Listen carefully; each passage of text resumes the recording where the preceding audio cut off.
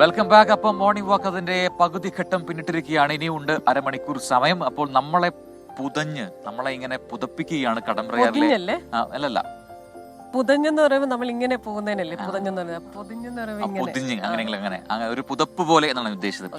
ആ ഒരു പുതപ്പ് പോലെ നമ്മളെ ഇങ്ങനെ പൊതിയുന്നുണ്ട് അല്ലെങ്കിൽ പുതയുന്നുണ്ട് ഈ കടമ്പ്രയാറിലെ കോടമഞ്ഞ്. ആ കോടയുടെ ഏറ്റവും മനോഹരമായ ദൃശ്യം പ്രേക്ഷകർക്ക് കാണാൻ കഴിയുമെന്ന് പ്രതീക്ഷിക്കുന്നു. ആ ക്യാമറയിൽ അത് കൃത്യമായി പതിയുന്നുണ്ട് എന്ന് പ്രതീക്ഷിക്കാം. അപ്പുറത്ത് കാഴ്ച എന്താണെന്ന് പോലും കാണുന്നില്ല. മൊത്തത്തിലൊരു പുകമയമാണ് അല്ലെ. പക്ഷെ എന്നാലും ആ ഭംഗിയുണ്ടല്ലോ, മനോഹരമായ പ്രകൃതി. അപ്പോൾ പ്രിയപ്പെട്ട പ്രേക്ഷകരെ, ഇന്നലെ മുതൽ നമ്മളൊരു പുതിയ സെഗ്മെന്റ് കൂടെ കൊണ്ടുവന്നു. അതായത് നിങ്ങളൊക്കെ നമ്മുടെ കുടുംബാംഗങ്ങളാണ്. നമ്മുടെ കുടുംബാംഗങ്ങളായതുകൊണ്ട് തന്നെ നിങ്ങളുടെ വിശേഷ ദിവസങ്ങൾ നമ്മുടെയും വിശേഷ ദിവസങ്ങളാണ്. നിങ്ങളുടെ ബർത്ത്ഡേയില് ഞങ്ങളുടെ സ്വന്തം വിഷയം, അങ്ങനെ 3 പേരുടെ ബർത്ത്ഡേസ് ആണ് നമുക്ക് ഇന്ന് കിട്ടിയിട്ടുള്ളത്. മിഥുൻ, ഗൗരി കൃഷ്ണ ആൻഡ് സ്വാതി. 3 പേർക്കും ഹാപ്പി ബർത്ത്ഡേ. ഇതാ സ്ക്രീനിൽ കാണാം. മിഥുന് വരുന്നു. Mithun very very happy birthday. പിന്നെ ഗൗരി കൃഷ്ണ ഹാപ്പി ബർത്ത്ഡേ. ഒപ്പം തന്നെ സ്വാതി ഹാപ്പി ബർത്ത്ഡേ. യെസ്, ഇപ്പൊ സ്വാതി. ഓക്കെ, അപ്പൊ 3 പേർക്കും നല്ലൊരു ഡേ ആവട്ടെ. അപ്പോ കണ്ടുകൊണ്ടിരിക്കുന്ന എല്ലാ പ്രേക്ഷകർക്കും ഒരു നല്ല ദിനം ആശംസിക്കുകയും ചെയ്യുന്നു. നമുക്ക് അടുത്ത റിപ്പോർട്ടിലേക്കൊക്കെ പോകാനുണ്ട്. ആ കമന്റ് ബോക്സിലേക്ക് വളരെ പെട്ടെന്ന് വന്നു കഴിഞ്ഞാൽ എല്ലാവരും ഗുഡ് മോർണിംഗ് പറഞ്ഞ് നമ്മോടൊപ്പം ചേർന്നിട്ടുണ്ട് കേട്ടോ. 1ാം സമ്മാനം 20 കോടി കിട്ടില്ല, 1ാം സമ്മാനം കിട്ടുക 1 കോടി എന്ന് പറയരുത് എന്ന് സദാശിവൻ പറയുന്നുണ്ട്. എന്താണ് ചേട്ടാ മനസ്സിലായില്ല. പിന്നെ ചായ റെഡിയാണ് എന്ന് നമ്മുടെ അരുണ പറയുന്നുണ്ട്. വേഗം വന്നോളൂ കേട്ടോ എന്ന് പറയുന്നുണ്ട്. അപ്പോൾ റെഡിയല്ലേ? റെഡി ആണെന്ന് പറയുന്നു. നമ്മളതാ ഇത് കഴിഞ്ഞ ഉടനെ അങ്ങോട്ട് പോകും. ഹായ് പ്രൊജൻ ക്രിസ്റ്റീന, ഹായ് താങ്ക്സ്. ഒരു ചായ കുടിച്ചിട്ട് നടക്കൂ. ഞങ്ങൾ ഇന്നലെ പുഞ്ചക്കരി ഷാപ്പിൽ പോയി നല്ല കരിമീൻ കപ്പയും കഴിച്ചു. അതിന് പ്രത്യേകം നന്ദി. ബ്രാക്കറ്റിൽ ക്രിസ്റ്റീന. ഞാൻ ഷാപ്പിൽ കണ്ട ആൾക്കാർക്ക് ഇപ്പൊ എല്ലാ കാര്യങ്ങളും മനസ്സിലായിട്ടുണ്ട്. ഇന്നലെ എനിക്കെന്തോ ഇങ്ങോട്ട് കൊട്ടിയിരുന്നു, തിരിച്ചു കിട്ടിയല്ലോ നാട്ടുകാർ പറയുന്നുണ്ട് കേട്ടോ. അപ്പോ അടുത്ത റിപ്പോർട്ടിലേക്ക് നമുക്ക് പോവാം. ഇന്ന് ഡൽഹി നിയമസഭാ തെരഞ്ഞെടുപ്പ് നടക്കുന്നുണ്ട്. ഡൽഹി വിധി എഴുതുമ്പോൾ പ്രധാനമന്ത്രി നരേന്ദ്രമോദി ഇന്ന് പ്രയാഗ്രാജിലെ മഹാകുംഭമേളയിൽ പങ്കെടുക്കുന്നു എന്നതാണ് ഒരു വാർത്ത. സുരക്ഷാ ക്രമീകരണങ്ങൾ UP സർക്കാർ ശക്തമാക്കിയിട്ടുണ്ട്. കുംഭമേളയിൽ സുരക്ഷാ വീഴ്ചയുണ്ടായെന്ന് ആരോപിച്ച് പാർലമെന്റിൽ പ്രതിപക്ഷം പ്രതിഷേധിച്ചു. രാവിലെ 10 മണിയോടെ പ്രധാനമന്ത്രി നരേന്ദ്രമോദി പ്രയാഗ്രാജിലെത്തും. ത്രിവേണി സംഗമത്തിൽ സ്നാനം നടത്തി പ്രാർത്ഥനയിൽ പങ്കെടുത്തു മടങ്ങും. ഡൽഹി നിയമസഭാ തെരഞ്ഞെടുപ്പ് നടക്കുന്നതിനിടെയാണ് പ്രധാനമന്ത്രിയുടെ സന്ദർശനം.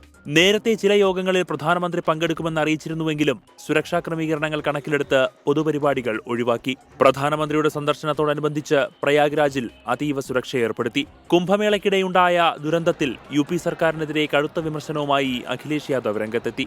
അപകടത്തിൽ മരിച്ചവരുടെ കൃത്യമായ എണ്ണം പോലും പുറത്തുവിട്ടില്ലെന്നും ലോക്സഭയിൽ വിമർശനം. CCTV, ड्रोन, लाइव स्ट्रीमिंग के आधार पर जिनका दावा था कि वो डिजिटल कुंभ करा रहे हैं, वो मृतकों की डिजिट नहीं दे पा रहे हैं. एक तरफ तो जो लोग डिजिटल अध्यक्ष महोदय कहने को थकते नहीं हैं, लेकिन जब कुंभ में इतना बड़ा हादसा हो गया है. അപകടം ചർച്ച ചെയ്യുന്നതിനായി സർവകക്ഷി യോഗം വിളിക്കണമെന്നും ആവശ്യമുയർന്നു. ദുരന്തത്തിന്റെ വിശദ റിപ്പോർട്ട് പാർലമെന്റിൽ സമർപ്പിക്കണമെന്നും അഖിലേഷ് യാദവ് ആവശ്യപ്പെട്ടു. 24 ഡൽഹി. മഞ്ഞുപോലെ മാൻ കുഞ്ഞുപോലെ മുല്ലപോലെ നിലാച്ചില്ല പോലെ അവൾ പഞ്ചവർണ്ണപ്പടവിൽ കൊഞ്ചിയെത്തും കുളിരിൽ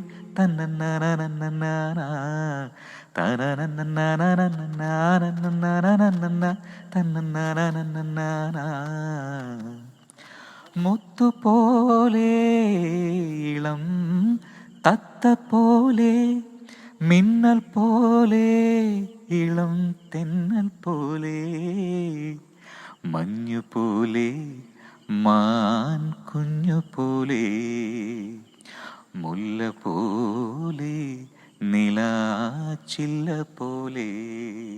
പാട്ട് അതിഗംഭീരം. പക്ഷെ രാവിലെ ആരെയും ഉദ്ദേശിച്ച് പാടുന്ന പോലെ ആരും ഉദ്ദേശിച്ച് പാടിയതല്ല. കടമ്പ്രയാറിലെ ഈ മനോഹരമായ സ്ഥലത്തുനിന്നിപ്പം അങ്ങനെ പാടാൻ തോന്നി പാടുകയാണ്. മഞ്ഞ് കണ്ടപ്പോൾ മഞ്ഞിനെ കുറിച്ച് എന്ത് പാട്ടുണ്ട് നമ്മുടെ ഡയസിനോട് ചോദിച്ചപ്പോൾ ഡയസ് പറയാണ് അങ്ങനെ ഒരു പാട്ടില്ല. അങ്ങനെ ഇട്ടാ പറ്റില്ലല്ലോ. മഞ്ഞു പെയ്യും രാവിലുണ്ട്, കോടമഞ്ഞിൻ താഴ്വരയിലുണ്ട്, എത്രയോ മഞ്ഞുപാട്ടുകളുണ്ട്. എന്താ ഡയസ്? അപ്പോൾ നമുക്ക് മഞ്ഞുപോലൊരു ബജറ്റ് പ്രതീക്ഷിച്ചുകൊണ്ട് നമുക്ക് ബജറ്റ് വാർത്തകളിലേക്ക് പോകാം. സംസ്ഥാന ബജറ്റിൽ എന്തൊക്കെ?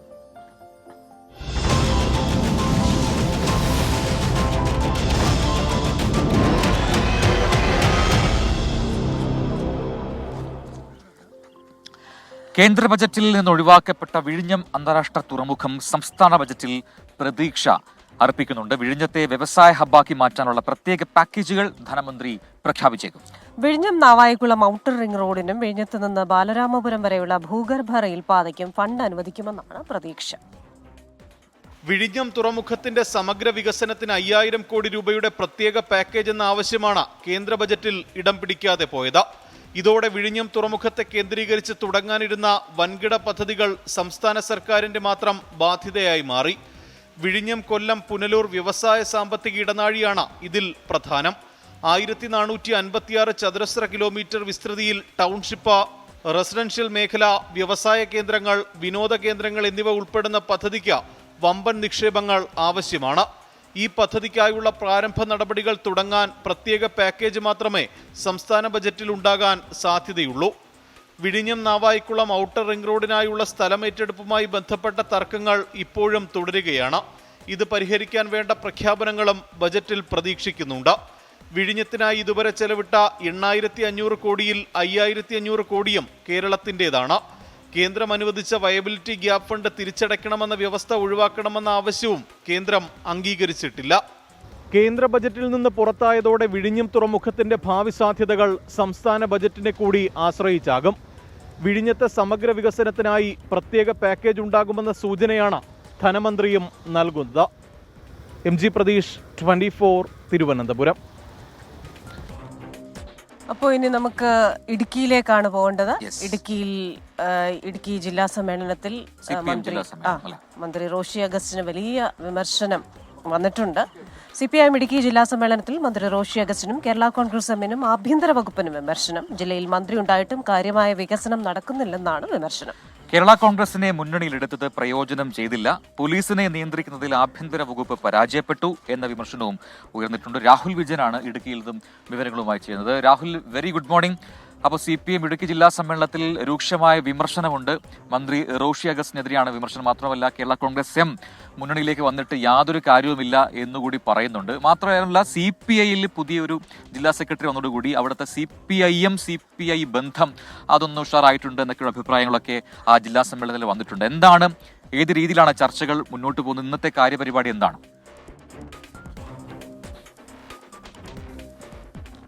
പ്രജിൻ, CPMന്റെ ഇടുക്കി ജില്ലാ സമ്മേളനം തൊടുപുഴയിൽ അങ്ങനെ പുരോഗമിക്കുകയാണ്. പൊതു ചർച്ച ഇന്നും തുടരും എന്നുള്ളതാണ് ഏറ്റവും പ്രധാനപ്പെട്ട കാര്യം. ഇന്നലെ നമ്മൾ കണ്ടതാണ് റവന്യൂ വകുപ്പിനും അതുപോലെ തന്നെ വനം വകുപ്പിനും രൂക്ഷ വിമർശനമുണ്ടായിരുന്നു. സ്വാഭാവികമായിട്ടും അത് പ്രതീക്ഷിച്ചിരുന്നതാണ്. പക്ഷേ അതുകൂടാതെ മന്ത്രി റോഷി അഗസ്റ്റിനും കടുത്ത വിമർശനം നേരിടേണ്ടി വന്നു എന്നുള്ളതാണ് ഏറ്റവും പ്രധാനപ്പെട്ട കാര്യം. ജില്ലയിൽ ഒരു മന്ത്രി ഉണ്ടായിട്ടും കാര്യമായ പ്രയോജനങ്ങളൊന്നും ഉണ്ടാകുന്നില്ല, വലിയ വികസനങ്ങളൊന്നും ഉണ്ടാകുന്നില്ല എന്നുള്ളതാണ് പ്രധാനപ്പെട്ട വിമർശനം. കാരണം ഈ മന്ത്രി എപ്പോഴും കോട്ടയത്തും പാലയിലും മാത്രമായി നിൽക്കുന്നു. ഇടുക്കിയിലേക്ക് ഒരു വരവിന് താല്പര്യമില്ല എന്നുള്ളതാണ് പ്രതിനിധികൾ ഒരു കുറ്റമായി മന്ത്രിയെ പറ്റി പറയുകയും ചെയ്തിരിക്കുന്നത്. മാത്രമല്ല കേരള കോൺഗ്രസ് എം വന്നതുകൊണ്ട് ഇടതു മുന്നണിക്ക് ഇടുക്കിയിൽ വലിയ പ്രയോജനമൊന്നും ഉണ്ടായില്ല. റോഷി അഗസ്റ്റിന് മാത്രമാണ് പ്രയോജനം ഉണ്ടായത്. 2021 തെരഞ്ഞെടുപ്പിൽ വിജയിക്കാൻ കഴിഞ്ഞു. മറിച്ച് വലിയ വികസനങ്ങളൊന്നും കൊണ്ടുവരാൻ കഴിയാത്തതുകൊണ്ട് പാർട്ടിയെ സംബന്ധിച്ചിടത്തോളം, മുന്നണിയെ സംബന്ധിച്ചിടത്തോളം വലിയ മെച്ചമുണ്ടാക്കിയിട്ടില്ല എന്നുള്ളതാണ് ഏറ്റവും പ്രധാനപ്പെട്ട കാര്യം. മാത്രമല്ല 2024 ലോക്സഭാ തെരഞ്ഞെടുപ്പിൽ കേരള കോൺഗ്രസ് എമ്മിൻ്റെ വോട്ടുകളൊന്നും തന്നെ ഇടതുമുന്നണിക്ക് ലഭിച്ചില്ല എന്നുള്ള കാര്യം കൂടി ഈ പ്രതിനിധികൾ വിമർശനമായി ഉന്നയിക്കുകയും ചെയ്യുന്നുണ്ട്. ഇത് കൂടാതെയാണ് ആഭ്യന്തര വകുപ്പിനുള്ള വിമർശനം കൂടി ഉയർന്നിരിക്കുന്നത്. കാരണം പാർട്ടിയിലെ നേതാക്കൾ വിളിച്ചാൽ പോലും പോലീസ് സ്റ്റേഷനിൽ ഫോൺ എടുക്കാത്ത അവസ്ഥയുണ്ട്, സാഹചര്യമുണ്ട്. പോയി കഴിഞ്ഞ് കഴിഞ്ഞാൽ ചിലപ്പോൾ തല്ല് കിട്ടുമോ എന്ന് പേടിച്ച് തിരിച്ചു പോരേണ്ട അവസ്ഥ പോലും ഇടുക്കിയിലെ പോലീസുകാരിൽ നിന്ന് നേരിടേണ്ടി വരുന്നു പാർട്ടി പ്രവർത്തകർക്ക്, പാർട്ടി നേതാക്കൾക്ക് എന്നുള്ളതാണ് വിമർശനം. ആഭ്യന്തര വകുപ്പ് പോലീസിനെ നിയന്ത്രിക്കുന്നതിൽ പരാജയപ്പെട്ടു എന്നുള്ള കടുത്ത വിമർശനമാണ് ഈ ഘട്ടത്തിൽ ഈ CPMന്റെ സമ്മേളന വേദിയിലുണ്ടായത് എന്നുള്ളതാണ് ഏറ്റവും പ്രധാനപ്പെട്ട കാര്യം. ഇന്നലെയാണ് ഈ വിമർശനങ്ങളെല്ലാം തന്നെ ഉണ്ടാകുന്നത്. ഇതിൽ കൂടുതൽ ചർച്ചകൾ ഇന്നുണ്ടാകും. മാത്രമല്ല CPIക്ക് പുതിയൊരു ജില്ലാ സെക്രട്ടറി വന്നതോടുകൂടി CPMന്റെയും CPIയുടെയും ബന്ധം കൂടുതൽ ശക്തിപ്പെട്ടു. മാത്രമല്ല BJPയുടെ വളർച്ച തടയാൻ വേണ്ടി അത് സാധിച്ചു എന്നടക്കമുള്ള പരോക്ഷമായിട്ട് KK ശിവരാമനെ വിമർശിച്ചുകൊണ്ടുള്ളൊരു പരാമർശം കൂടി ഈ സമ്മേളനത്തിലുണ്ടായി എന്നുള്ളത് വളരെ പ്രധാനപ്പെട്ട കാര്യമാണ്. പ്രജിൻ, ക്രിസ്റ്റീൻ. ശരി, രാഹുൽ വിജയനാണ് ഇടുക്കിയിൽ നിന്ന് വാർത്തകളുമായി ചേർന്നത്. നമ്മൾ കമന്റ് ബോക്സിൽ പോയി കഴിഞ്ഞാൽ നമ്മുടെ അമ്പിളി രാജേഷ് പറയുന്നു 9ാം ക്ലാസ്സിലാണ് പഠിക്കുന്നത്, പരീക്ഷയാണ്, ഓൾ ദി ബെസ്റ്റ് പറയുമോ എന്ന്. ഡബിൾ ഓൾ ദി ബെസ്റ്റ്, നല്ല കിടുക്കനായിട്ട് പോയി പരീക്ഷ എഴുതിയിട്ട് വരിക. ഷാനിപ്പി പറയുന്നുണ്ട് ക്രിസ്റ്റീന ചെറിയാൻ ഇന്നത്തെ ടീഷർട്ട് അടിപൊളി എന്ന് പറയുന്നുണ്ട് കേട്ടോ. പോരെ? അതെ, റെഡ് ടീഷർട്ട് രണ്ടുപേർക്കും നന്നായിട്ടുണ്ട് എന്ന് ഒരുപാട് പ്രേക്ഷകർ പറയുന്നുണ്ട്. പ്രകൃതിയുടെ ഹരിതാഭയിൽ നമ്മുടെ ഈ റെഡ് നന്നായിട്ടുണ്ട് എന്ന് പറയുന്നു. ലണ്ടനിൽ നിന്ന്, അതെ, ലണ്ടനിൽ നിന്ന് ഖാലിദ് ഫാമിലിയും എന്ന് പറഞ്ഞിട്ടൊരു കമന്റ് ഐഡി വന്നിട്ടുണ്ട്. അവർ കണ്ടുകൊണ്ടിരിക്കുകയാണ് അത്രേ നമ്മുടെ ഷോ. മിനി ബാബു, ജയൻ നായർ, ഇവരൊക്കെ നമ്മുടെ സ്ഥിരം പ്രേക്ഷകരാണ്. ഇവരെല്ലാം Reena Satheesan for you, Vincy V. പിന്നെ ആ 20 കോടിയുടെ കാര്യം ഉണ്ടല്ലോ, 20 കോടിയുടെ കാര്യം പറഞ്ഞ ടാസ്ക് ഒക്കെ കഴിഞ്ഞിട്ട് 13 കോടിയെ കിട്ടൂ എന്നാണ് ഉദ്ദേശിച്ചത്. 13-ന്റെ 3 ചിലപ്പോൾ വിട്ടുപോയതായിരിക്കും എന്ന് തോന്നുന്നു. കമന്റ് ബോക്സിൽ ചെലവിന് വന്നിട്ടില്ല, അതുകൊണ്ട് കമന്റ് ബോക്സിൽ വന്നിട്ട് ഒരു ഗുഡ് മോർണിംഗ് പറയുന്ന എല്ലാവർക്കും പ്രജിന് അത് പ്രേക്ഷകർ സ്വീകരിക്കും. പ്രജിന്റെ പാട്ട് നല്ല മനോഹരമായിരുന്നു എന്ന് പറയുന്നു. ഡിങ്കൻ ആന്റണിയാണ്, K J Thomas, Navas P A, Ali, K Sivadas, Nishayan, Sumathi K, Sangeetha Bineesh, Shafeer Mannarkkad, Jayan Nair, ഇവരൊക്കെ കമന്റ് പറയുന്നുണ്ട്. അപ്പോൾ എല്ലാവർക്കും ഒരു നല്ല ദിനം ആശംസിക്കുന്നു. ആ കടമ്പ്രയാറിന്റെ ഒരു വൈഡ് ആയിട്ടുള്ള ഒരു ഫ്രെയിമിലാണ് ഇപ്പോൾ നമ്മളുള്ളത്. നിങ്ങൾക്ക് കുറച്ചുകൂടെ നമ്മുടെ പുറകിലുള്ള ഈ തൂക്കുപാലും അത് നേരത്തെ കടന്നിട്ടാണ് നമ്മൾ ഇങ്ങോട്ട് വന്നത്. നേരത്തെ ഇരുട്ടായതുകൊണ്ട് കണ്ടു കാണില്ല, ഇപ്പൊ പ്രേക്ഷകർ അതുകൂടി കാണാം. അപ്പൊ മനോഹരമായ എവിടെയാണ് നമ്മുടെ മോർണിംഗ് വാക്ക് ചൂണ്ടയിടാൻ എത്തിയിട്ടുണ്ട്, കണ്ടോ? രാവിലെ തന്നെ ചൂണ്ടിടുന്നോ? ചൂണ്ടയിടാം, ഇത് കഴിയട്ടെ. ആദ്യം വാർത്ത ചൂണ്ടയിടാം നമുക്ക്. നമുക്ക് മുക്കത്തേക്കൊന്ന് പോവാം. കോഴിക്കോട് മുക്കത്ത് പീഡനശ്രമം ചെറുക്കുന്നതിനിടെ യുവതി കെട്ടിടത്തിൽ നിന്ന് താഴേക്ക് ചാടിയ സംഭവത്തിൽ പ്രതികളെ പിടികൂടാൻ കഴിയാതെ പോലീസ്. പ്രതികളായ 3 പേരും ഒളിവിലാണെന്നാണ് പോലീസ് നൽകുന്ന പുതിയ വിവരം. അതേസമയം സംഭവത്തിൽ കേസെടുത്ത വനിതാ കമ്മീഷൻ അടിയന്തര റിപ്പോർട്ട് നൽകാൻ റൂറൽ എസ്.പിക്ക് നിർദ്ദേശം നൽകിയിട്ടുണ്ട്. മുക്കത്ത് സ്വകാര്യ ലോഡ്ജിലെ ജീവനക്കാരിയായ യുവതി കഴിഞ്ഞ ശനിയാഴ്ചയാണ് പീഡനശ്രമം ചെറുക്കുന്നതിനിടെ കെട്ടിടത്തിൽ നിന്ന് താഴേക്ക് ചാടിയത്. ലോഡ്ജുടമ ഉൾപ്പെടെ മുറിയിലേക്ക് അതിക്രമിച്ചു കയറുന്നതിന്റെയും ആക്രമിക്കാൻ ശ്രമിക്കുന്നതിന്റെയും ദൃശ്യങ്ങൾ കഴിഞ്ഞ ദിവസം യുവതിയുടെ കുടുംബം പുറത്തുവിട്ടിരുന്നു.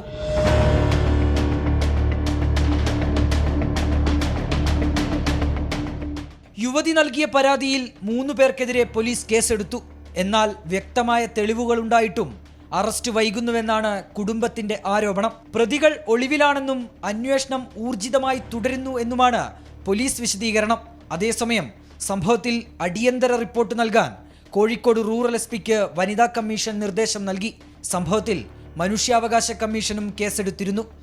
24 കോഴിക്കോട്. നമുക്ക് ആ റിപ്പോർട്ടിലേക്ക് ക്രിസ്ത്യൻ ചേരി നേരത്തെ പറഞ്ഞതുപോലെ ഇവിടെ ചൂണ്ടിടാൻ വന്നിട്ടുണ്ട്. ക്രിസ്ത്യൻ ചേരിയാണ്, നോക്കട്ടെ എന്തെങ്കിലും കിട്ടും. ചേട്ടാ എന്നെ ചൂണ്ടയിടാൻ പഠിപ്പിച്ചുകൊണ്ടിരിക്കാം. എവിടെ സ്ഥലം എവിടെയാ? അടുത്ത് തന്നെയാണ്. എല്ലാ ദിവസവും വരാറുണ്ടോ? വരാറുണ്ട്. കിട്ടാറുണ്ടോ? മീൻ കിട്ടാറുണ്ട്. ക്രിസ്ത്യൻ ചെറിയാനും കിട്ടുന്നുണ്ടോ നോക്കട്ടെ. ഞാൻ വാർത്തയാണ് ചൂണ്ടയിട്ട് പിടിക്കുന്നത്, പക്ഷെ ഇത് അനങ്ങുന്നില്ലല്ലോ. കുറെ താമസിക്കോ? ഒന്ന് കറക്കി തരും, കാരണം എന്റെ ഒരു കയ്യിൽ മൈക്ക്, ഫോണ്. ഇവിടെ നോക്കട്ടെ. അപ്പൊ നമുക്ക് അടുത്ത വാർത്തയിലേക്ക് കൂടെ ഒന്ന് പോവാം, എന്നിട്ട് നമുക്ക് ഇതിലേക്ക് തിരികെ വരാം. രാഹുൽ സുരേഷ് ഉണ്ടല്ലേ, രാഹുലിനോട് ചോദിക്കാം. രാഹുൽ, ഈ മുക്കത്തെ ഈ പീഡനശ്രമം ചെറുക്കുന്നതിനിടെ പെൺകുട്ടി താഴേക്ക് ചാടിയ സംഭവം അത് കൂടുതൽ ചർച്ചയാവുന്നുണ്ട്. കഴിഞ്ഞ ദിവസം വളരെ ഡിസ്റ്റർബിംഗ് ആയിട്ടുള്ള വിഷ്വൽസ് ഒക്കെ നമ്മൾ കണ്ടതാണ്. ഈ കെട്ടിടത്തിൽ ചാടുന്ന തൊട്ട് മുൻപുള്ള ദൃശ്യങ്ങൾ കണ്ടതാണ്. അപ്പോൾ കുടുംബം എന്താണ് ഈ കേസിൽ എടുത്തിരിക്കുന്ന ഒരു സ്റ്റാൻഡ്? അപ്പം കേസിന് അന്വേഷണം എങ്ങനെ? ഈ പ്രതികളെ കുറിച്ച് എന്തെങ്കിലും സൂചന പോലീസിന് ലഭിച്ചിട്ടുണ്ടോ? Prajin, Christina, very good morning. ഈ സംഭവം നടന്നിട്ട് ഏതാണ്ട് 5 ദിവസം പിന്നിടുകയാണ്. കഴിഞ്ഞ ശനിയാഴ്ചയായിരുന്നു മുക്കത്ത് പീഡനശ്രമം തടുക്കുന്നതിനിടെ യുവതി കെട്ടിടത്തിൽ നിന്നും താഴേക്ക് ചാടുന്നത്.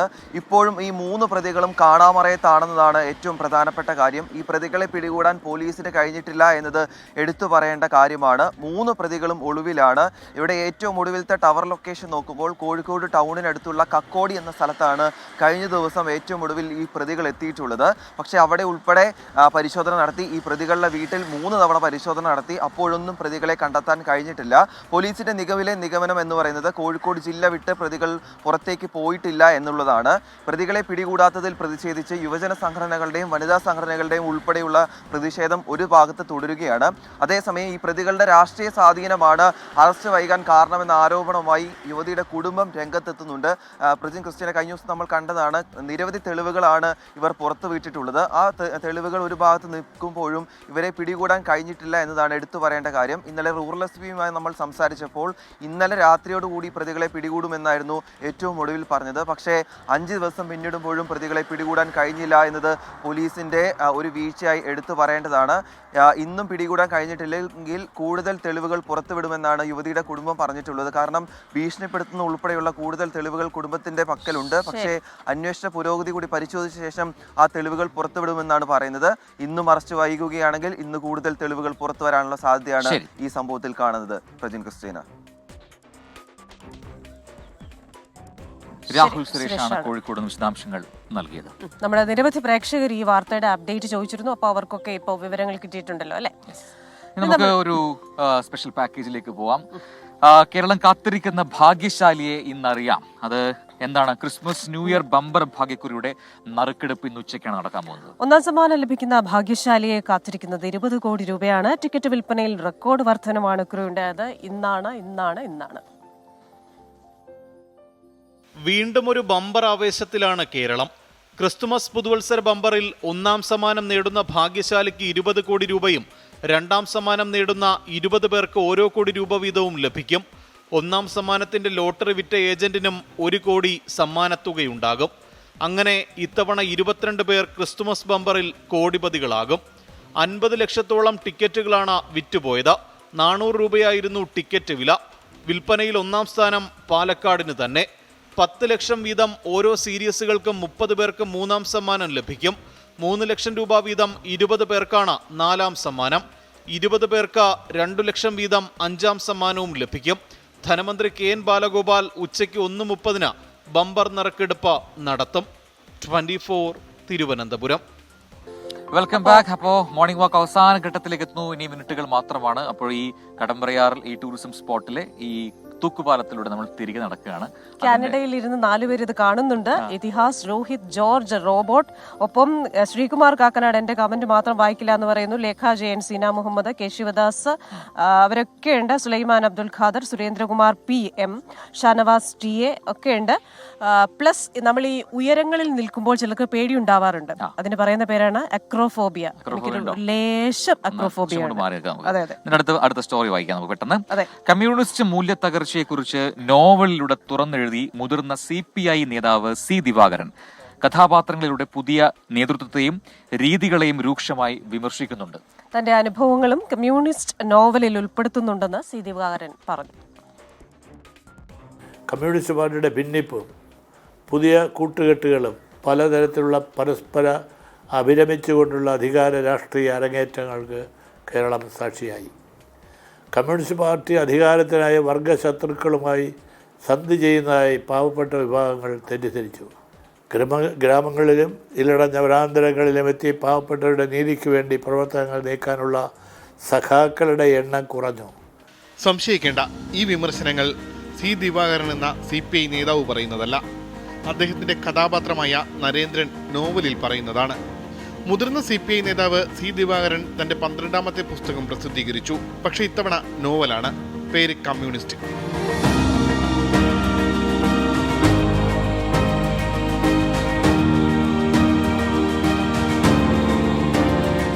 പേര് സൂചിപ്പിക്കുന്നത് പോലെ കമ്മ്യൂണിസ്റ്റ് പാർട്ടിയുമായി ബന്ധപ്പെട്ട് തന്നെയാണ് നോവൽ വികസിക്കുന്നത്. വിമോചന സമരം പൊട്ടിപ്പുറപ്പെട്ടു. കമ്മ്യൂണിസ്റ്റ് ഭരണകൂടം ജന്മിവർഗത്തിൻ്റെ താല്പര്യങ്ങൾക്ക് വഴങ്ങാൻ കൂട്ടാക്കിയില്ല. ധീരമായ ചെറുത്തു നിന്നു. പ്രകോപിതമായ വർഗശത്രുക്കൾ രാഷ്ട്രീയ ഗൂഢാലോചന നടത്തി സർക്കാരിനെ അട്ടിമറിച്ചു. കമ്മ്യൂണിസ്റ്റുകാരനായ നരേന്ദ്രനും ശിവനും തമ്മിലുള്ള സംഭാഷണങ്ങളാണ് നോവലിൽ കൂടുതലും. തന്റെ അനുഭവങ്ങളും കഥാപാത്രത്തിലൂടെ തുറന്നെഴുതിയിട്ടുണ്ടെന്ന് എഴുത്തുകാരൻ. ഇതിലൊരു കമ്മ്യൂണിസ്റ്റുകാരനെ നിങ്ങൾ കാണാം, നരേന്ദ്രനേക്കാൾ വലിയൊരു കമ്മ്യൂണിസ്റ്റുകാരൻ ഇതിനെ കാണാം. അതാണ് ശിവനും നരേന്ദ്രനും തമ്മിലുള്ള ബന്ധങ്ങളിലുണ്ടായ വിള്ളലുകളും കാലുവാരലുകളും വഞ്ചനയും എല്ലാം ഇതിൽ കാണാം. അത് സമകാലീന കേരള രാഷ്ട്രീയത്തിലുള്ളതാണ്. ഞാൻ ഈ കഥാപാത്രങ്ങളെല്ലാം പറയുന്നത് വസ്തുതകളാണ്, എൻ്റെ അഭിപ്രായമാണ്. ഞാനാണ് സംസാരിക്കണമല്ല. ഇതൊക്കെ ഞാൻ കണ്ടും അനുഭവിച്ചതാണല്ലോ. ഈ കമ്മ്യൂണിസ്റ്റ് പാർട്ടിയുടെ ആദ്യ നാളുകൾ ഞാൻ കണ്ടതാണ്. കമ്മ്യൂണിസ്റ്റ് എന്ന നോവലിന് 2ാം ഭാഗം എഴുതാൻ ഒരുങ്ങുകയാണ് C ദിവാകരൻ. ഇതിൻ്റെ 2ാം ഭാഗം എഴുതണമെന്നുണ്ടായിരിക്കും. സഖാവ് ശിവനും നരേന്ദ്രനും തമ്മിലുള്ള സംവാദം തുടരുകയാണ്. ക്യാമറാമാൻ രഞ്ജിത്ത് ഫ്രാൻസിസിനൊപ്പം ഉമേഷ് ബാലകൃഷ്ണൻ, 24 തിരുവനന്തപുരം. യെസ്, വളരെ പ്രധാനപ്പെട്ട ഒരു വാർത്ത ഇപ്പോൾ വരുന്നുണ്ട്. അതിലേക്ക് വളരെ പെട്ടെന്ന് പോകുന്നു. കോഴിക്കോട് മുക്കത്ത് പീഡനശ്രമം ചെറുക്കുന്നതിനിടെ യുവതി കെട്ടിടത്തിൽ നിന്ന് താഴേക്ക് ചാടിയ സംഭവത്തിൽ മുഖ്യപ്രതി പിടിയിലായി എന്ന വാർത്ത ഇപ്പോൾ വരുന്നു. ലോഡ്ജ് ഉടമ ദേവദാസിനെ കുന്നംകുളത്തു നിന്നാണ് പോലീസ് പിടികൂടിയത്. രാഹുൽ സുരേഷാണ് വിവരങ്ങളുമായി ചേരുന്നത്. Rahul, good morning again. വിവരങ്ങൾ. പോലീസ് പിടികൂടിയിരിക്കുകയാണ്. അല്പസമയം മുമ്പാണ് കുന്നംകുളത്ത് നിന്നും പ്രതി പിടിയിലായിരിക്കുന്നത്. ഇവിടെ നിന്നും കോഴിക്കോട് നിന്നും പ്രതി രക്ഷപ്പെടാനുള്ള ശ്രമത്തിലായിരുന്നു. യാത്രാ മധ്യയാണ് കൃത്യമായ പോലീസ് ലഭിച്ച വിവരത്തിന്റെ അടിസ്ഥാനത്തിൽ പ്രതിയെ പിടികൂടിയതെന്നാണ് നമുക്ക് പ്രാഥമികമായി ലഭ്യമാവുന്ന വിവരം. കൂടുതൽ വിവരങ്ങൾ ലഭ്യമായിട്ടില്ല. കേസിൽ ആകെ 3 പ്രതികളാണുള്ളത്. ഇതിന്റെ ഒന്നാം പ്രതിയായിട്ടുള്ള ഈ ലോഡ്ജിന്റെ ഉടമ കൂടിയായിട്ടുള്ള ദേവദാസിനെയാണ് ഇപ്പോൾ മുക്കം പോലീസ് പിടികൂടിയിട്ടുള്ളത്. പോലീസുമായി ബന്ധപ്പെടുമ്പോൾ നമുക്ക് ലഭ്യമാവുന്ന അനുസരിച്ച് ശരി രാഹുൽ, കൂടുതൽ വിവരങ്ങൾ ശേഖരിക്കുക, അടുത്ത ബുള്ളറ്റിനിൽ അത് വ്യക്തമായി വിശദമായി നൽകുകയും ചെയ്യുക. നമ്മൾ വളരെ പെട്ടെന്നൊരു സ്റ്റോറിയിലേക്ക് പോകുന്നു. പാലക്കാട് വല്ലപ്പുഴയിൽ അഖിലേന്ത്യാ സെവൻസ് ഫുട്ബോൾ ഫൈനൽ മത്സരത്തിന്റെ ഗാലറി തകർന്ന് നിരവധി കാണികൾക്ക് പരിക്കേറ്റു എന്നാണ് റിപ്പോർട്ട്. അതെ, റിപ്പോർട്ട് കാണാം.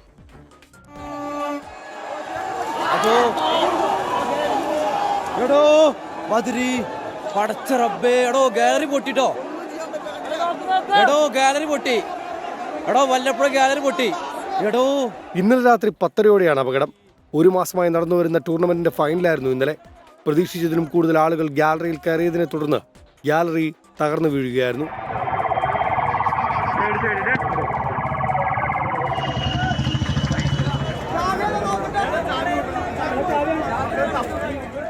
ആരുടെയും പരിക്ക് ഗുരുതരമല്ലെന്നും കൃത്യമായ രക്ഷാപ്രവർത്തനം നടത്തിയെന്നും പട്ടാമ്പി CI 24-നോട് പറഞ്ഞു.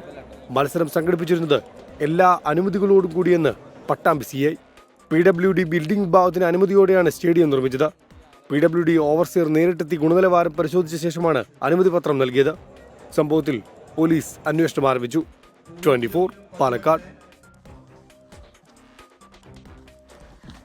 യെസ്, അപ്പോ മോർണിംഗ് വാക്കിന്റെ അവസാന സൂര്യോദയം കണ്ടോ? സൂര്യോദയം അവസാന ഘട്ടത്തിലാണ്. അന്ന് കടമ്പ്രയാറ് വന്നിട്ട് സൂര്യോദയം കാണാൻ പറ്റിയില്ല. പക്ഷെ അതിനെല്ലാം ഒരു രാഹുൽ അടുത്തേക്ക് വിളിക്കാം. രാഹുൽ നമ്മുടെ സൂര്യോദയം നമുക്ക് പാൻ ചെയ്ത് കൊടുക്കാം. അതെ, അതിമനോഹരമായ സൂര്യോദയം. ആ തെങ്ങിൻ തലപ്പുകൾക്ക് അപ്പുറത്തുകൂടെ വരുന്ന ഉദിച്ചു വരുന്ന ചുവന്ന സൂര്യൻ മനോഹരമായിരിക്കുന്നു. ഇനി എന്താ വേണ്ടത്? ഞാൻ പറഞ്ഞത് നേരത്തെ പറഞ്ഞല്ലോ, അരുണോദയം, ഭാസ്കരൻ അങ്ങനെ തെങ്ങിൻ തലപ്പുകൾക്ക് മുകളിലൂടെ വരികയാണ് എന്നൊക്കെ പറയണം. അപ്പോ പത്രങ്ങളിലേക്ക് വരാം നമുക്ക് പെട്ടെന്ന്. മലയാള മനോരമയിലെ ലീഡ് വാർത്ത എന്നത് ഈ കിഫ്ബി റോഡുമായി ബന്ധപ്പെട്ട പുതിയ പിരിവിനെ കുറിച്ചാണ്. ടോൾ കൊള്ള 30 കിലോമീറ്ററിനും എന്നൊരു തലക്കെട്ടിലാണ് മലയാള മനോരമ ലീഡ് വാർത്തയായി അത് നൽകിയിരിക്കുന്നത്. അതുപോലെ തന്നെ മാതൃഭൂമിയിലെ കേരളം മാർഗരേഖ ലംഘിച്ചു, ഇനി കിട്ടില്ല UGC ശമ്പള കുടിശ്ശിക എന്ന് പറയുന്നുണ്ട്. 7ാം ശമ്പള പരിഷ്കരണം നടപ്പാക്കിയതിന്റെ ഭാഗമായി സർവകലാശാല കോളേജ് അധ്യാപകർക്ക് നൽകാനുള്ള UGC ശമ്പള കുടിശ്ശിക കേരളത്തിന് കിട്ടില്ല എന്ന വാർത്തയാണത്. യെസ്, തിരിച്ചടിക്ക് ചൈന എന്ന മറ്റൊരു വാർത്ത കൂടിയുണ്ട്. അങ്ങനെ പല വാർത്തകളുണ്ട്, അതൊക്കെ വായിക്കാൻ വേണ്ടി പോവാണ് നമ്മൾ. മോർണിംഗ് വാക്കിന്റെ ഇന്നത്തെ സമയം പൂർത്തിയാകുന്നു. ഇനി മോർണിംഗ് ഷോയുടെ നേരമാണ്. SKN തയ്യാറായി കൊച്ചി സ്റ്റുഡിയോയിൽ എത്തിയിട്ടുണ്ട്. അതിമനോഹരമായിരിക്കുന്നു കേട്ടോ നിങ്ങളുടെ പശ്ചാത്തലം.